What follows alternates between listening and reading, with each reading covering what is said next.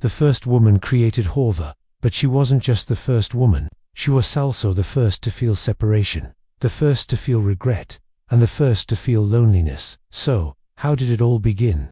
She was living in paradise with the angels surrounded by amazing beauty. One day, a whisper, a waswasa, changed everything, and one mistake brought her down to the silence of the earth. When her connection to paradise was cut, she was alone, under the burning sun of Jeddah, far from Adam. She tried to survive in this sunk-down world. She prayed with hope to meet her husband again. She begged Allah to forgive her.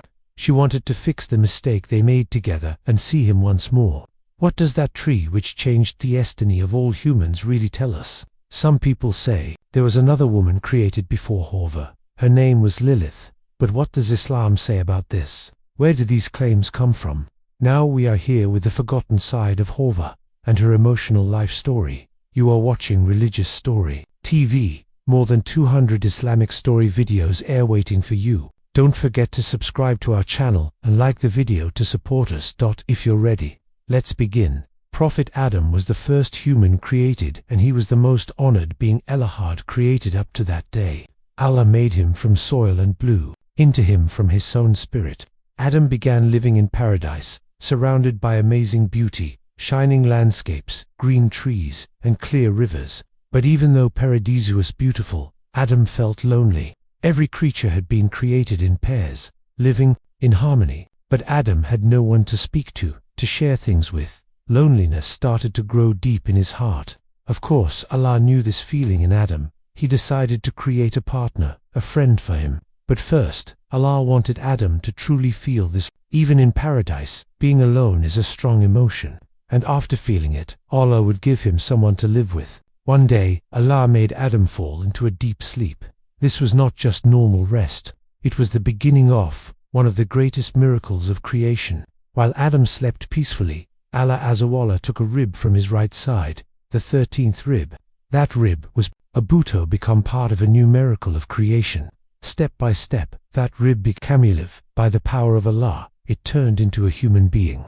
And when opened her eyes, she found herself in the magical gardens of paradise. She looked with wonder at the bright green trees, the endless blue sky, and the peaceful flow of clear rivers. But among all this beauty, one thing stood out more than everything else. Adam was lying next to her, still asleep. When Hawwa looked at Adam, she felt a warm connection in her heart. She didn't know him yet, but with the peace and closeness inside her, it felt like he was part of her. This feeling was not only a gift from Allah, it was also part of the secret of her creation. And then Adam opened his eyes.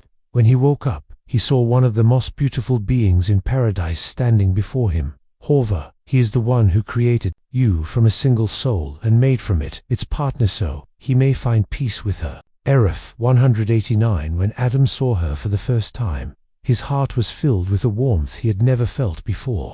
It was a sign that his loneliness had ended. Now he would not only enjoy the beauty of paradise, he would also share his life with a partner who matched his soul. But why was Hawwa created from Adam's rib? In the Quran, there is no direct or detailed explanation about how Hawwa was created.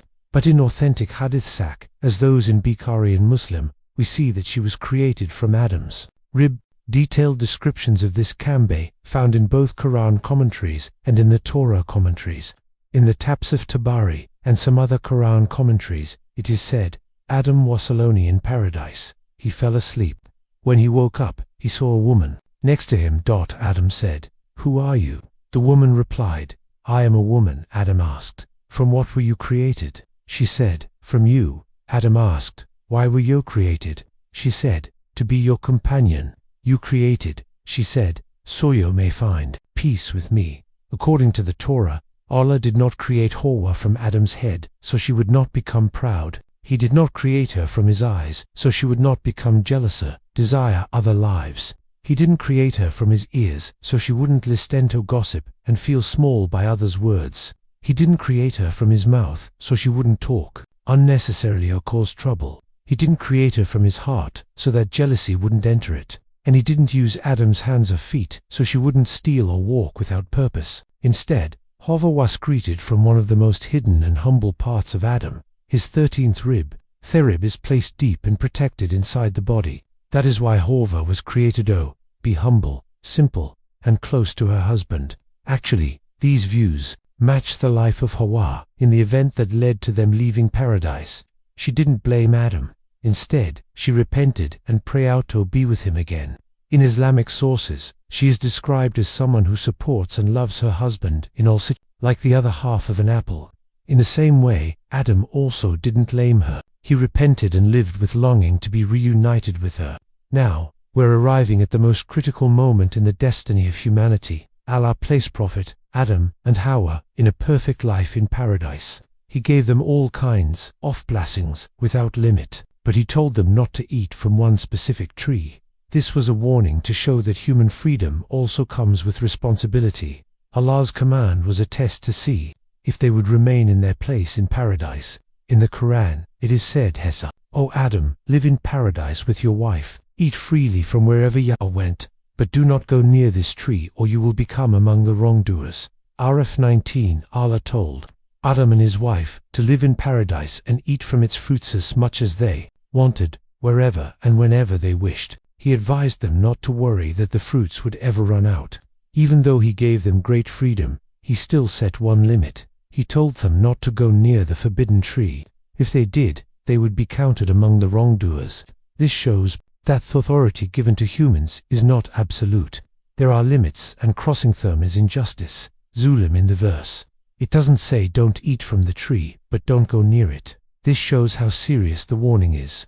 Some say the tree was wheat, grapes, or figs. Sufi scholars believe it was wheat, or a wheat stalk, because wheat is very important for human life. But the best approach is not to name the tree because there is no clear statement in the Quran. Allah did not give the name of the tree in the Quran. He only told us that there was a specific tree in paradise and that it had the power to lead Adam away from success and happiness. The tree was not placed in paradise for eating but as a test of obedience and loyalty. The verse uses the word zulm, wrongdoing, to show how serious the sin and the punishment would be if Adam and his wife disobeyed.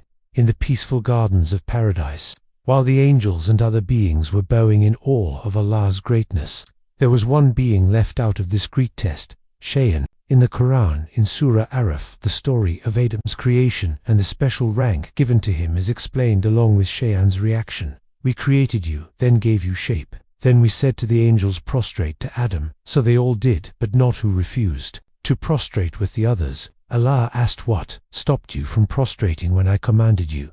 Last replied, I am better than him. You created me from fire, but you created him from clay. Allah said, get down from paradise. You have no right to be arrogant in this place. Leave now. You are truly one of the disgraced. Last said, then give me time until the day of their resurrection.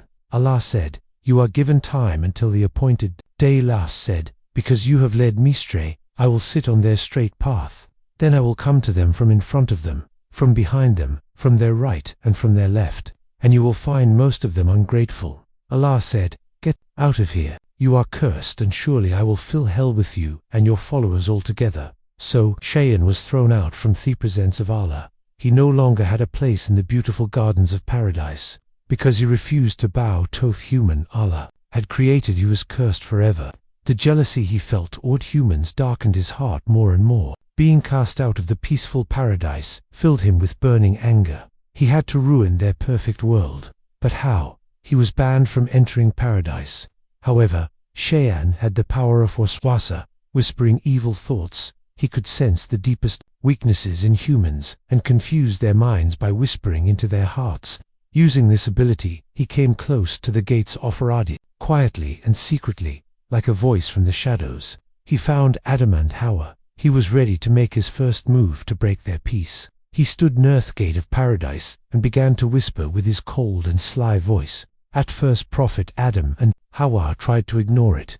Allah's command was clear. Stay away from Shaytan and don't fall into his traps. But the whispers felt like wind flowing into their minds. I'm calling you, Shaytan said. Why are you afraid? Come closer. I want to tell you a secret. Step by step, Adam and Hawwa walked toward the gate of paradise. Shaytan had surrounded them. He gave an evil smile and whispered again, I know your Lord has forbidden you that tree, but have you ever asked why? Why did he forbid it?